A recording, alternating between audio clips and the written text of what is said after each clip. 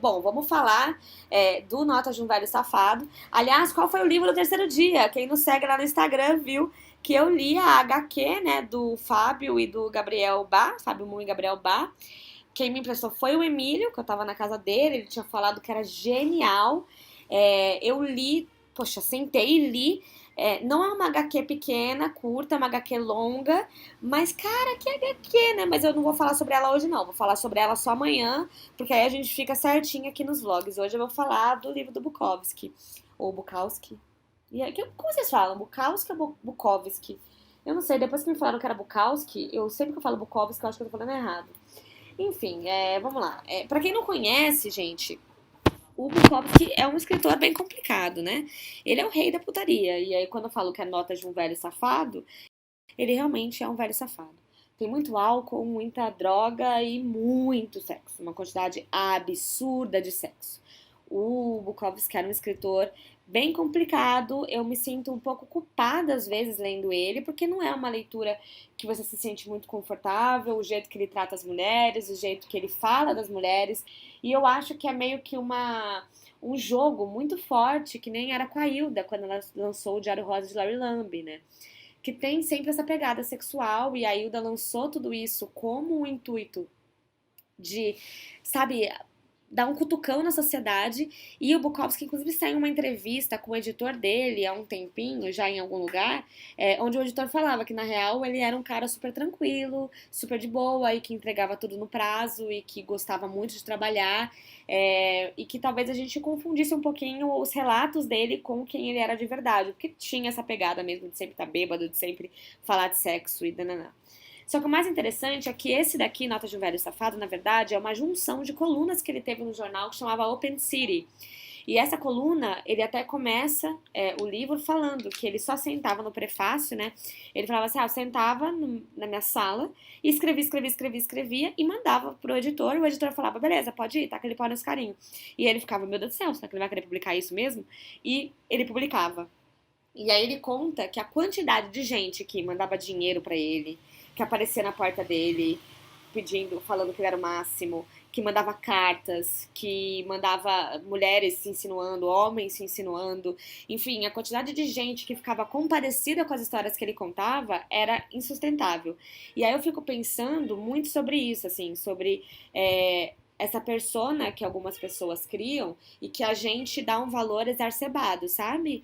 Essa persona do Bukowski que a gente acha ruim quando a gente lê, mas no fundo a gente fala, sabe, tem alguma coisa na gente, na nossa, que culturalmente é super louco você gostar disso, legal, esse cara que sai, que transa com várias pessoas e que já é um senhorzinho, nananã. Cara, isso me perturba, porque eu vou lendo e às vezes eu até dou uma risadinha e eu às vezes, tipo, penso, sei lá, tipo, leio e acho legal o que eu tô lendo e eu fico, mano, será que eu deveria? Porque o caminho da problematização é um caminho sem volta, você acaba fazendo isso o tempo todo. Mas eu fiquei muito pensando sobre isso, assim, enquanto eu lia esse livro, sabe? Sempre que eu leio Bukowski, eu paro e fico pensativa a beça, assim. Inclusive, é um livro meio triste também, porque toda essa coisa dessa putaria exacerbada, desse alcoolismo, né? Dessas drogas, dessas festas infinitas, etc. E sempre uma crítica muito social à sociedade, ao homem, à religião, a Deus, a tudo, ao dinheiro. Eu vou até parar, já volto. Peraí que vai parar o caminhão aqui mesmo. Então sempre teve essa crítica, né? Eu vou ler um trechinho aqui pra vocês entenderem do que eu tô falando, ó. Se existe uma batalha, eu acredito que exista, sempre existiu, e foi isso que produziu Van Goghs e Mahlers, bem como Dizzy Gillispers e Charlie Packers. Então, por favor, tenha cuidado com seus líderes, pois existem muitos nas suas fileiras que prefeririam ser presidente da General Motors do que incendiar o posto Shell da esquina. Mas, como eles não podem ter um, eles pegam o outro.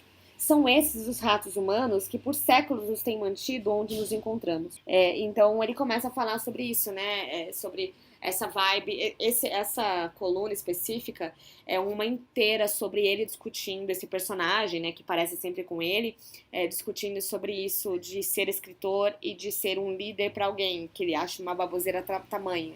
E ele fala que cuidado com seus líderes, sabe, que você escolhe, porque às vezes ele nem quis isso, sabe? Às vezes ele preferiria muito mais ser presidente da General Motors, sei lá, de uma empresa super multimilionária, do que ficar incendiando o posto Shell, mas a gente coloca o cara nesse patamar.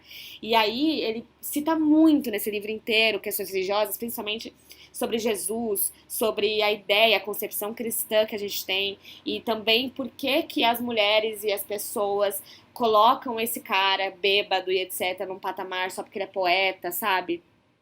Cara, é muito louco, porque é uma crítica ferrenha. E é muito interessante também que toda vez que esses personagens que ele coloca, que claramente são, assim, parecem muito com ele, né? Toda vez que ele coloca esses personagens, sei lá, trabalhando em coisas que ele não gosta, etc, etc, ele fala assim, será que o Cervantes teve que passar por isso? Porque pra ele você vê que é uma parada que consumia ele, né? Tem uma frase dele que eu gosto muito, é uma das únicas que eu sei de cor, que ele fala, se não sai de ti a explodir, nem escreva, sabe?